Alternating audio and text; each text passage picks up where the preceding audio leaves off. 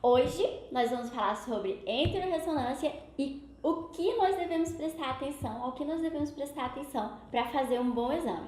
Primeiro, você precisa entender para que serve esse exame. O exame da enterorressonância, ela visa o estudo do intestino delgado. E nesse estudo, a gente busca principalmente por processos inflamatórios, como acontece na doença de Crohn, por exemplo, processos neoplásicos, processos obstrutivos e sangramentos também. Para fazer um exame bem feito, para que a gente consiga identificar o interior do intestino delgado, a gente faz um preparo com contraste oral. Esse contraste oral, que o paciente vai beber, é um volume de aproximadamente entre 1,5 litro e 2 litros de contraste. Para dar esse contraste dentro da luz ali do intestino delgado, a gente acrescenta a esse volume de água um Movlax. Aqui no serviço onde eu trabalho, a gente trabalha com Movlax, mas existem outros tipos de contraste, tá? Outras substâncias que a galera usa como contraste oral para esse exame.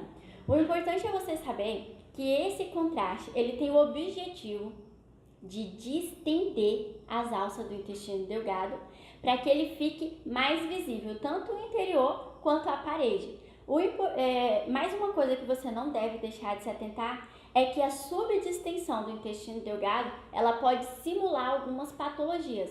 Pode simular uma estenose ali do intestino ou até mesmo um espessamento anormal da parede do intestino delgado. Presta atenção comigo, a gente está enchendo o balão. Quanto mais a gente enche esse balão, mais fino fica a parede dele. Se a gente enche ele um pouco menos, se a gente enche esse intestino um pouquinho menos, vai passar uma impressão para o radiologista que vai laudar que tem algum espessamento. E ele faz algumas medidas que são importantes. A medida dessa parede do intestino delgado, bem distendido, não costuma ultrapassar 3 milímetros de espessura. E ele usa essa medida para fazer o diagnóstico dele. Então, a gente precisa prestar atenção se a gente fez uma boa distensão ou não.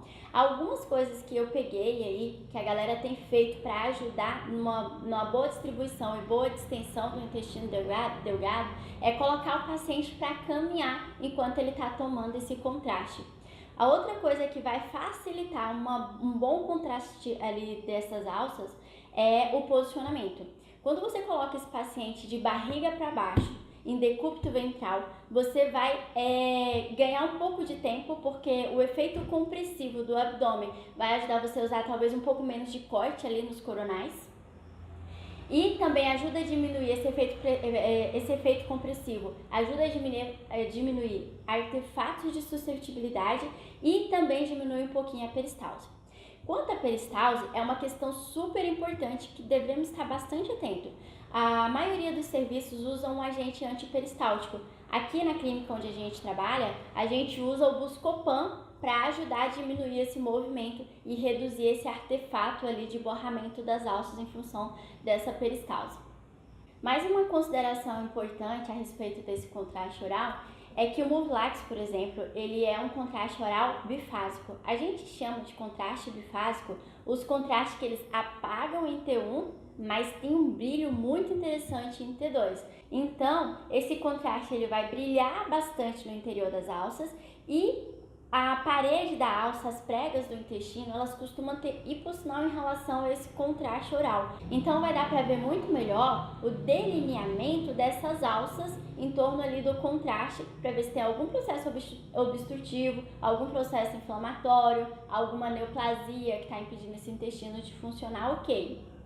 Outra coisa super importante que você deve estar atento é o jejum do paciente. Um jejum desejável é um jejum de aproximadamente 6 horas. Tem serviço que já faz ali com 4 horas, mas se tiver um jejum melhor de 6 horas, seu exame vai ficar muito melhor, até porque a peristalse vai diminuir um pouco mais. Esse exame, ele é feito com uma bobina dedicada, a torso, por exemplo. Não dá para fazer sem bobina ou só com a bobina de corpo do equipamento. É necessário colocar uma bobina dedicada para fazer a aquisição das imagens.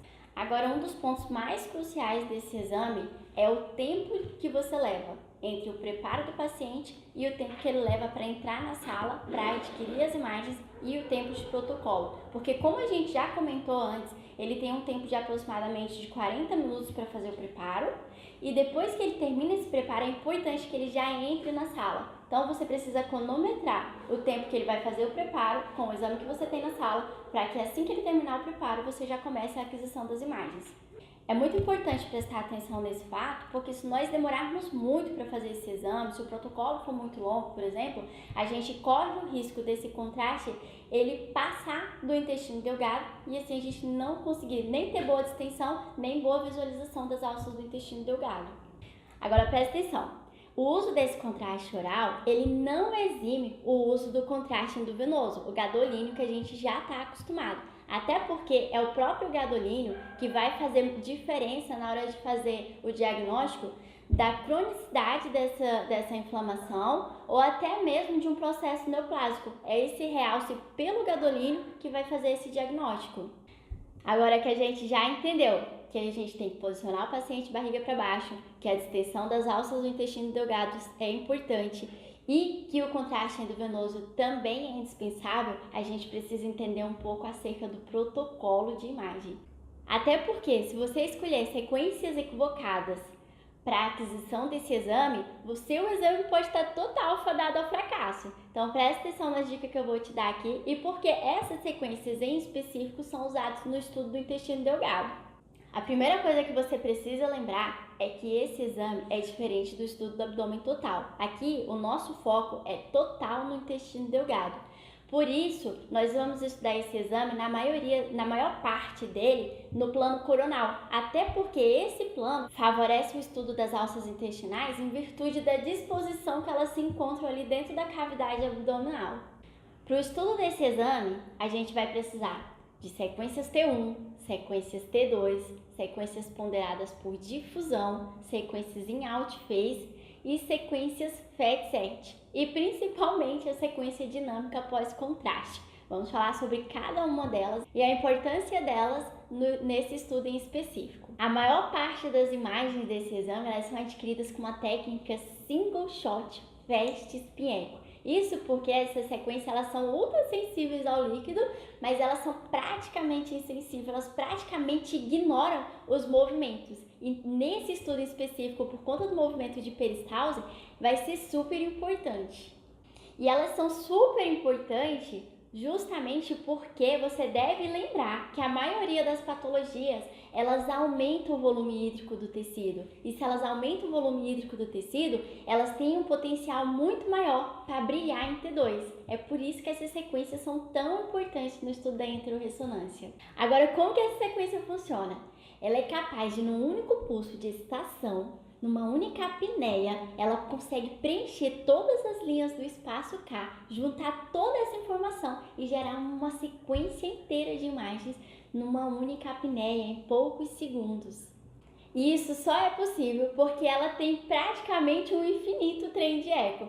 Então são múltiplos pulsos de 180 graus de refasagem que tornam possível a gente conseguir jogar toda essa informação de uma vez só no espaço K e gerar uma imagem. Agora, como nem tudo é perfeito, essa sequência ela também tem desvantagem. A principal vantagem dela é o tempo rápido de aquisição e ela é praticamente sensível aos movimentos. Mas em função do longo trem de eco, a gente vai ter um borramento maior das alças intestinais, justamente por causa desse longo trem de eco. E é justamente por essa razão que a maioria dos radiologistas mantém pelo menos uma sequência com sincronização respiratória no seu protocolo. Como essas sequências elas proporcionam a pesada ponderação em T2 e as alças intestinais elas têm um sinal inferior desse contraste no interior das alças, a gente consegue ter um delineamento, uma caracterização muito maior do intestino delgado e elas se tornam praticamente indispensáveis no estudo da enterorressonância. Mas você acredita que dá para melhorar ainda esse contraste entre as estruturas? E a gente faz isso com técnicas de supressão de gordura. O contraste tecidual é absurdamente maior. Entretanto, todavia, nem tudo vem de graça e a gente acaba perdendo nessas técnicas de supressão de gordura um pouco da razão sinal-ruído, dessa relação sinal-ruído. Então a gente perde um pouco de sinal, mas a gente tem um contraste entre as estruturas muito melhor. E sequências ponderadas em T1? A gente já sabe que as sequências ponderadas em T1 elas são basicamente para estudar melhor a anatomia, mas nesse caso em específico elas vão ser muito mais importantes nas aquisições pós-contraste.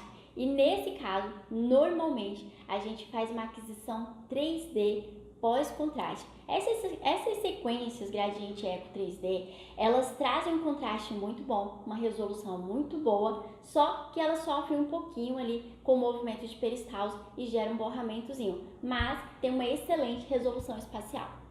Uma das razões de usarmos essas sequências 3D é justamente o tempo de aquisição. Elas oferecem uma quantidade muito maior de imagem num tempo muito menor de apneia, e isso é fundamental para o estudo desse exame.